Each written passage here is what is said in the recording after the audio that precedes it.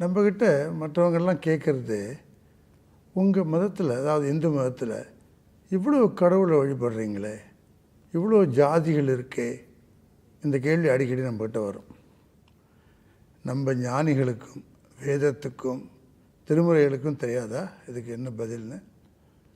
நம்ம வேதம் என்ன சொல்லுது? ஏக்கம் சத் விப்ரா பகுதா வதந்தி அப்படின்னா என்ன அர்த்தம்? வஸ்து ஒன்று தான், ஞானிகள் பல பெயர்களை சொல்லி அழைக்கிறார்கள் அப்படின்னு.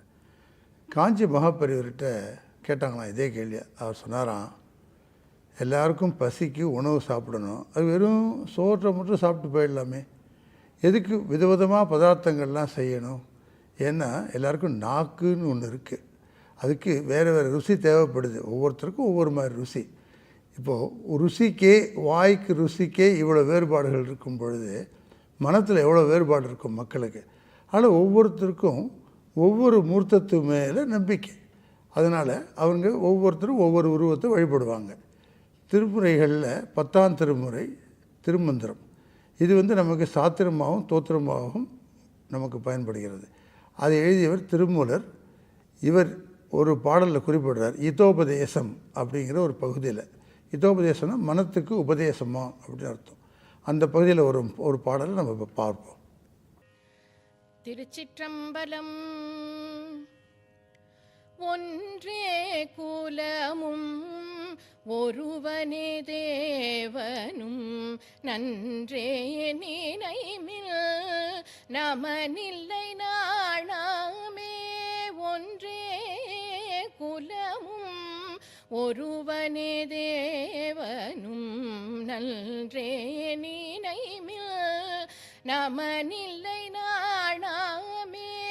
ஒன்றே குலமும் ஒருவனே தேவனும் நன்றே நினைமில் நமனில்லை நாணாமே.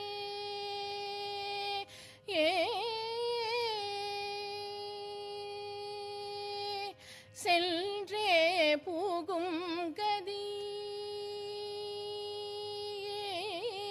சென்றே புகும் கதி இல்லைனும் சித்தத்து நின்றே நிலை பெற நீர் நினைந்துய்மீனே. சென்றே புகும் கதி இல்லைனும் சித்தத்து நின்றே நிலை பெற நீர் நினைந்துய்மீனே. நின்றே நிலை பெற நீர் நினைந்துய்மீனே.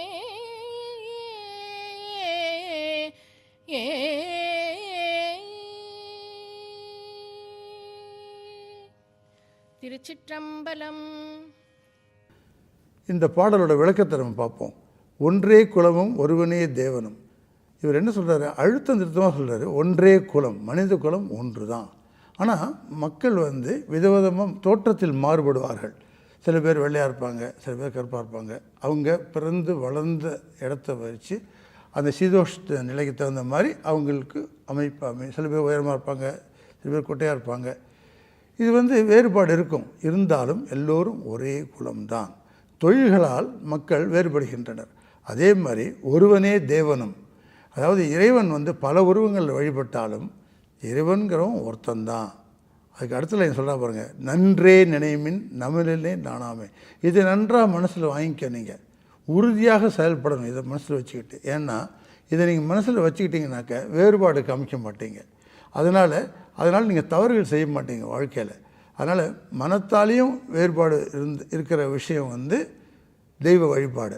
அதுலேயும் ஒருவனே தேவன் சொன்னார். உடலால் வேறுபடுறவர்கள் மனிதர்கள், அதனால் ஒன்றே குலம்னு சொன்னார். அதனால் இது ரெண்டு விஷயங்களும் அழுத்தம் திருத்தமாக சொல்கிறார். ஒன்றே குலம் ஒருவனே தேவன். இதை நம்ம மனதில் நன்றாக வைத்து கொண்டால் நமக்கு ஒரு சஞ்சை சச்சரவும் வராது, வாழ்க்கை இனிமையாக இருக்கும். நம்ம உய்வடைவதற்கு இந்த கருத்து ரொம்ப பயன்படும். அப்படிங்கிறத 1500 வருஷத்துக்கு முன்னாடியே திருமூலர் எப்போ வாழ்ந்தால் நமக்கு தெரியாது. ஆனால் நமக்கு இந்த நூல் கிடைச்சது 1500 வருஷத்துக்கு முன்னாடின்னு சொல்கிறாங்க. அப்போவே இந்த கருத்து தமிழில் இருந்திருக்கு. ஒரு தமிழ் ஞானியோட கருத்து உலகத்துக்கு பல இன சமுதாயத்துக்கும் பல மதங்கள் உள்ள ஒரு சமுதாயத்துக்கும் எவ்வளோ பயன்படுது பார்த்தீங்களா? வணக்கம், நன்றி.